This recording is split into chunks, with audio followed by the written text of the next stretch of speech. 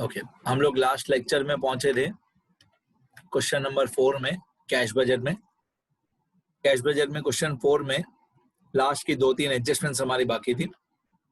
हम लोग यहाँ पे पहुंचे थे other expenses 1 month. Other expenses 1 month में थे, हमने पेमेंट साइड पे सेलिंग एक्सपेंस, फैक्ट्री एक्सपेंस लिख दिया था, अमाउंट भी लिख दी थी। सेलिंग एक्सपेंस की 7500 से लेकर 6000 तक और फैक्ट्री की 11000 से लेकर 8000 तक। तो सेलिंग एक्सपेंस और फैक्ट्री एक्सपेंस हो गया है हमारा। सेलिंग एक्सपेंस, ये सेलिंग एक्सपेंस 7500 से लेकर सेलिंग एक्सपेंस 7500 से लेकर 6000 तक हो गया है हमारा, और फैक्ट्री एक्सपेंस 11000 से लेकर 8000 तक हो गया है। बाकी बचा ये एडमिनिस्ट्रेशन एक्सपेंस, ये हम पे करेंगे 5500 से लेकर 5000 तक। ये 5500 से लेकर ये 5000 तक।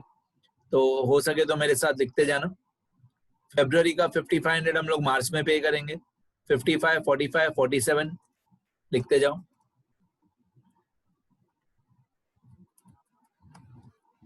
$55, $45, $4700, $5500, $4500, $4700। ये फरवरी का हमने पे किया मार्च में, मार्च का अप्रैल में, अप्रैल का मई में। फिर पीछे वाले 3 महीने रह गए हमारे, ये भी ऊपर से देख के कॉपी करेंगे। 54, 57 और 5000, 5400, 5700 और 5000, 54, 57 और 5000,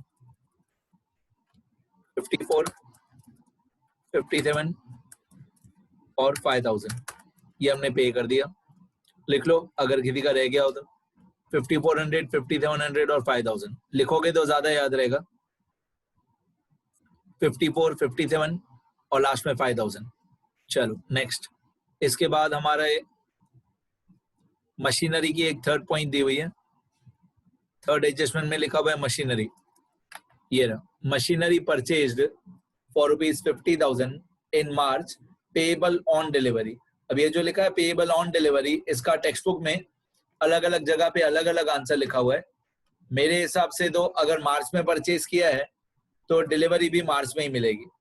मेरे हिसाब से तो ये मार्च का मार्च में ही पे होगा, पर टेक्स्ट बुक में अलग अलग आंसर है अलग अलग जगह पे। कभी मेरे जैसे किया है और कभी कभी 1 महीना लेट पे किया है। मेरे हिसाब से तो ये मार्च में ही पे होगा। मार्च में ही परचेज करेंगे, मार्च में ही डिलीवरी होगी और मार्च में ही पे करेंगे 50,000। तो थर्ड नंबर, मशीनरी परचेज्ड मार्च में 50,000। ये मार्च का महीना है, ये पहला महीना मार्च का है। तो पहले महीने में, मार्च के महीने में पेमेंट साइड पे 50,000 पेमेंट साइड। तो यहाँ पे नंबर 6 लिखेंगे।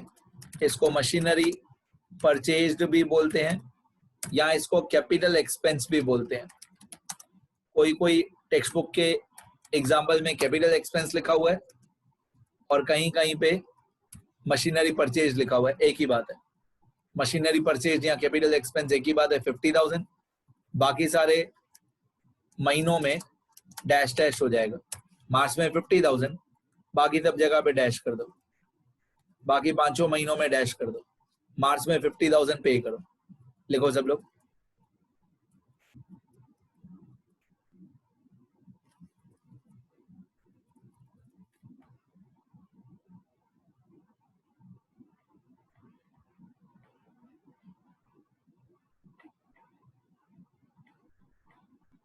मार्च में 50,000, बाकी सारे मंथ में डैश कर दो। चलो, ये एडजस्टमेंट नंबर कौन सा था हमारा? 3, ये भी हो गया। फिर फोर्थ एडजस्टमेंट में लिखा हुआ है building purchased in April for ₹1,50,000 payable in 2 equal instalments in May and जुलाई।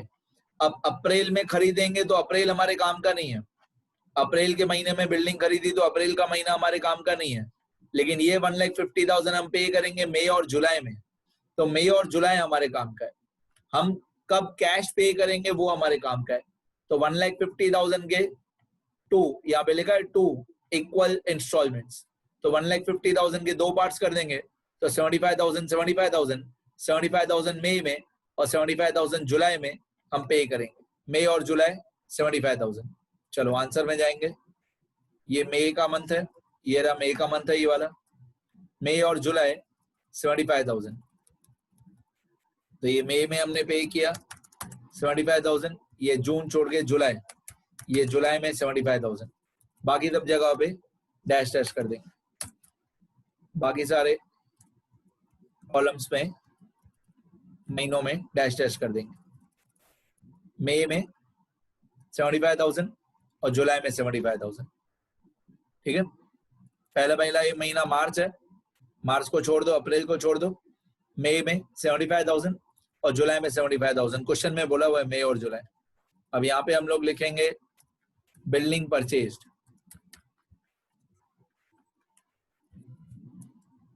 मई और जुलाई 75,000 75,000। पर्टिकुलर्स में लिखो building purchased.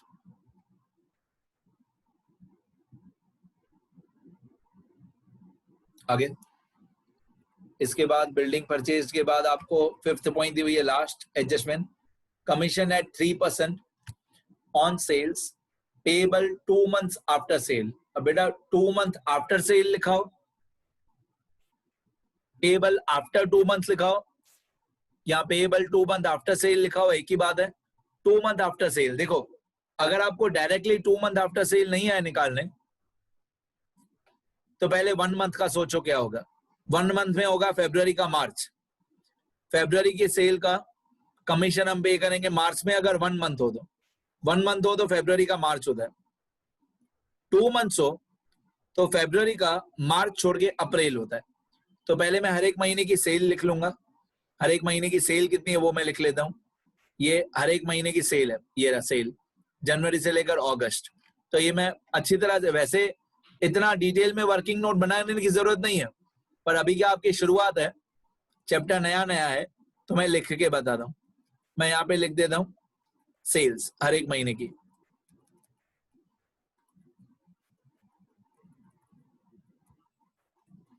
Working note number 2 करके लिखते हैं,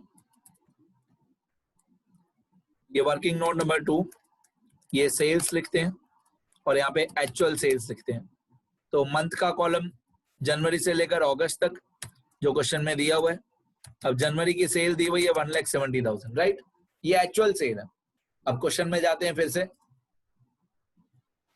ये क्वेश्चन हमारा, तो जनवरी की एक्चुअल सेल है 1,70,000, फिर फरवरी का एक्चुअल सेल है 160, फिर 182, 155, 160, 182, 155।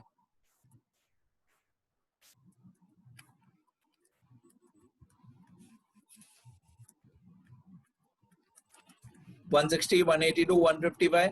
अभी तो मैं सिर्फ क्वेश्चन कॉपी कर रहा हूं, समझाना शुरू ही नहीं किया। फिर मई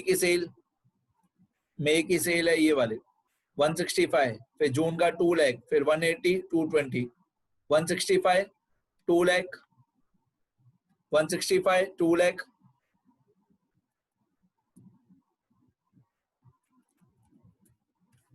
165, 2 लाख, 1,80,000, 2,20,000। ये एक्चुअल सेल हो गया। अब कमीशन सॉल्व करते हैं। एक्चुअल कमीशन और वो है सेल्स का 3%। Actual commission 3% of sales, actual commission और ब्रैकेट में लिख देते हैं 3% ऑफ सेल्स। ये क्वेश्चन में लिखा हुआ कि जो कमीशन है वो सेल्स का 3% है। देखो मैं दिखा देता हूं क्वेश्चन एक बार, ये रहा फिफ्थ पॉइंट, ये fifth point, commission at 3% on sales payable 2 month after sale. तो पहले मैं हर एक महीने की सेल का 3% निकालूंगा, हर एक महीने की सेल का 3% निकालते हैं पहले। ये हर एक महीने की सेल है, अभी सबका 3% करते हैं। तो equal to 1,70,000 multiply 3 divide by 100, तो ये होता है 5,100। इसी तरीके से 1,60,000 का 3% 4,800। इसी तरीके से हर एक महीने का 3%, तो 1,82,000 का 3%, तो 1,55,000 का 3%, तो 1,65,000 का 3%। ऐसे मैंने सबका 3% कर दिया। ठीक है, अब ये पेएबल 2 months आफ्टर सेल है। तो जनवरी का जो कमीशन है ये जनवरी का कमीशन हम लोग फरवरी छोड़ के मार्च में पे करेंगे। फरवरी का जो कमीशन है वो मार्च, फरवरी का जो कमीशन है 2 मंथ आफ्टर सेल, तो फरवरी का जो कमीशन है वो मार्च छोड़ के अप्रैल में पे करेंगे। फिर मार्च का जो कमीशन है वो अप्रैल छोड़ के मई में पे करेंगे। 2 मंथ है ना बेटा। फिर आएगा जून, फिर आएगा जुलाई, फिर आएगा अगस्त, फिर आएगा सितंबर,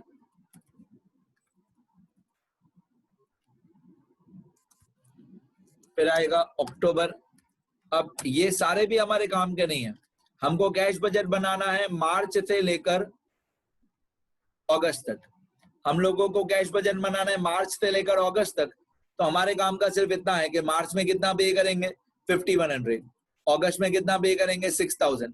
हमारे काम की ये 6 अमाउंट है और लास्ट वाली जो 2 अमाउंट है वो हमारे काम की नहीं है। तो पहले मैंने हर एक सेल का 3% निकाला, फिर ये डिसाइड किया कि कौन सा कमीशन कब पे करना है। तो जनवरी का कमीशन पे होगा मार्च में 5100 और हमको कैश बजट बनाना है मार्च से लेकर, तो ये 5100 से लेकर 6000 तक ये 6 अमाउंट मैं लिखूंगा। हमारा कैश बजट मार्च से शुरू होता है।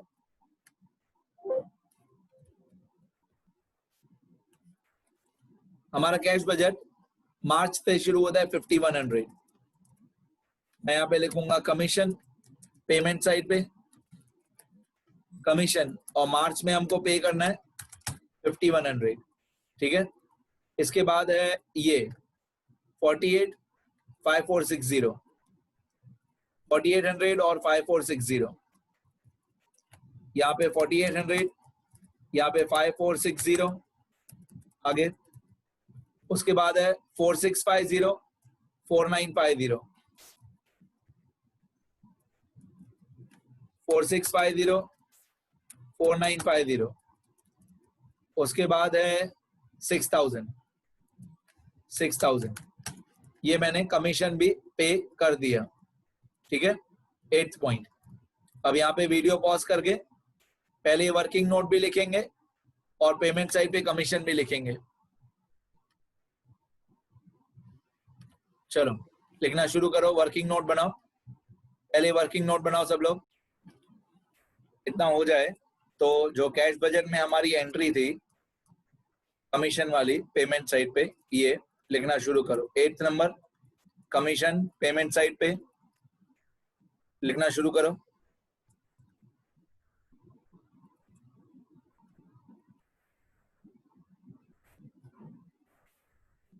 ये 6 अमाउंट लिखो। ये 6 अमाउंट आपको लिखनी है, बस ये 6 अमाउंट आपको लिखनी है। इसके बाद आपको चेक करना है कि क्वेश्चन में कोई अमाउंट रह तो नहीं गई, कोई एडजस्टमेंट रह तो नहीं गई। तो एडजस्टमेंट नंबर 1, 2, 3, 4 सब हो गया हमारा। और ऊपर से आपको चेक करना है कि ये इन सारे कॉलम्स में से कोई ट्रांजेक्शन रह तो नहीं गया। ये सारा हो गया हमारा। इसके बाद आपको बैलेंसिंग करनी है। बैलेंसिंग में पहले मार्च से शुरू करना है।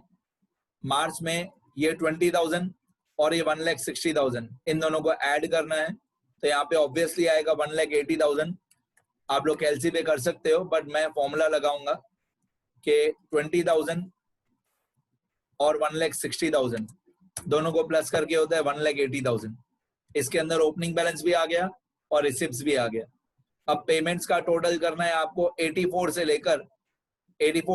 लेकर कहां तक 5100 तक। इसका टोटल करना है 84,000 से लेकर 5100, जो 8 पेमेंट है उसका टोटल करना है। तो मैं तो फॉर्मूला लगाऊंगा, पर आप लोग कैलसी पे करोगे। इक्वल टू सम फ्रॉम, ये 84,000 से लेकर आपको यहां तक का टोटल करना है 5100 तक। तो ये आता है 179,800। याद रखना कभी कभी आंसर माइनस में भी आता है, ये याद रखना कि कभी कभी आंसर माइनस में भी आता है। चलेगा, कोई बात नहीं, आंसर माइनस में हो तो भी राइट है, क्योंकि ये फोरकास्टेड है, फोरकास्टेड है, बजटेड है। वैसे रियल लाइफ में कभी कैश माइनस में नहीं होता है, बट इस चैप्टर में कैश माइनस में हो सकता है और वो राइट है। डर नहीं जाना। अगर एक महीने के में माइनस आएगा क्लोजिंग, एक महीने का समझो माइनस में आंसर हो क्लोजिंग, तो वही दूसरे महीने का ओपनिंग हो जाएगा, माइनस का माइनस ही रहेगा। मैं घूम फिर के यही बता रहा हूं बार बार कि माइनस में क्लोजिंग बैलेंस आ सकता है और वो राइट है। ओके, अब ओपनिंग बैलेंस और रिसिप्ट्स का टोटल था 1,80,000। ओके, और सिर्फ 8 पेमेंट्स का टोटल था 1,79,800। तो टोटल ए में से टोटल बी माइनस कर देंगे। मतलब ये जो टोटल ए था 1,80,000 माइनस जो टोटल बी है 179,800, इसको माइनस करेंगे तो 200 रुपए, ऑब्वियसली 200 रुपए बैलेंस आएगा। 1,80,000 माइनस 179,200, ये जो 200 मार्च का क्लोजिंग बैलेंस आया, ये हमारा अप्रैल का ओपनिंग बैलेंस हो जाएगा। अप्रैल में जाएंगे, ओपनिंग बैलेंस में जाएंगे और यहाँ पे 200 रुपए लिखेंगे। मैं तो फॉर्मूला लगाऊंगा क्योंकि मेरे पास माइक्रोसॉफ्ट एक्सेल है, आप लोग 200 पेन से लिख दोगे। मैं यहाँ पे लिखूंगा इक्वल टू और जो इस सेल में वैल्यू हो 200, तो ये 200 मार्च का क्लोजिंग, अप्रैल का ओपनिंग। अब मैं तो सिर्फ कॉपी पेस्ट करते जाऊंगा, आप लोग एक बार देख लेना, फिर वीडियो पॉज करके लिख लेना। मैं क्या करूंगा, सीधा सब जगह पे कॉपी पेस्ट करूंगा, ये कंट्रोल सी और बाकी 5 महीनों में कंट्रोल वी। आप लोग अभी कुछ नहीं लिखना, अभी सिर्फ देखते जाओ। मैंने सिर्फ कंट्रोल सी और वी किया, तो इस जो दूसरा महीना है, दूसरा कौन सा महीना है, अप्रैल, तो अप्रैल में 200 और 1,82,000, 200 और 1,82,000, ये होता है 182,200, 182,200। ये ओपनिंग बैलेंस भी आ गया, रिसिप्ट्स भी आ गया। 2 मिनट नहीं लिखो, ये पीछे वाले 4 महीने नहीं लिखना, चेंज होगा सब। अब 1,82,200 ये टोटल ए हुआ। अब टोटल बी मतलब 83,000 से लेकर 4,800 तक, तो 83,000 से लेकर 4,800 तक मतलब सारी पेमेंट्स का टोटल, 8 पेमेंट्स का टोटल, ओके, वो है 119,400। बाकी महीने मत देखो, सिर्फ ये वाला महीना देखो, ये अप्रैल वाला महीना देखो। अब टोटल ए में से टोटल बी माइनस, तो टोटल ए में से टोटल बी माइनस कर देंगे, तो अप्रैल का क्लोजिंग बैलेंस है 62,800। अब जो अप्रैल का क्लोजिंग बैलेंस आया ये वाला 62,800, इसी को मार्च में, सॉरी मार्च अप्रैल में, अप्रैल का जो क्लोजिंग बैलेंस आया 62,800, इसको मई के ओपनिंग बैलेंस में लेके जाएंगे 62,800, यहाँ पे इक्वल टू 62,800,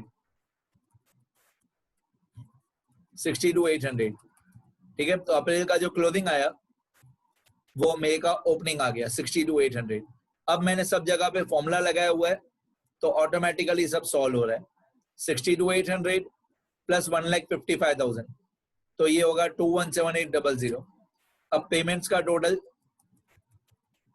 टोटल यहां तक 8 पेमेंट्स का टोटल 202710 और टोटल ए माइनस बी। अब आप लोग शांति से सारा कॉपी कर सकते हो, ठीक है। एक बार मैं स्क्रीन पूरी स्क्रॉल करके दिखा देता हूं।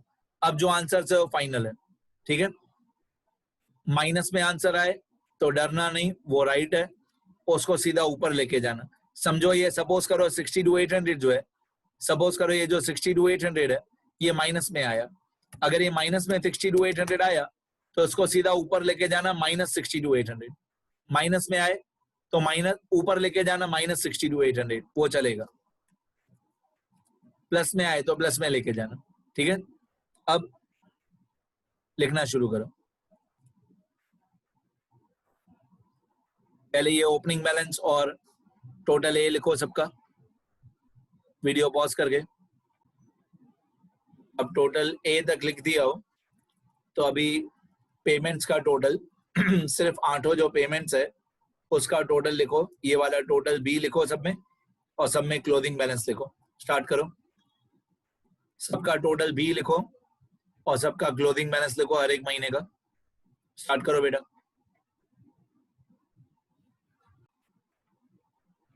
ओके, एक बार आंसर चेक कर लेते हैं।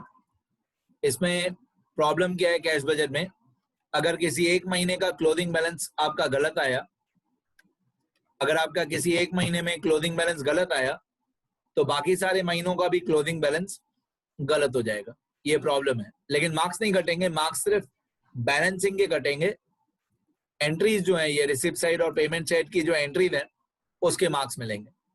ठीक है, तो एक क्लोजिंग बैलेंस यहाँ पे दिया हुआ है मार्च का 200, लास्ट में अगस्त का ये आंसर दिया हुआ है 139,702। देखिए राइट है कि रॉन्ग है?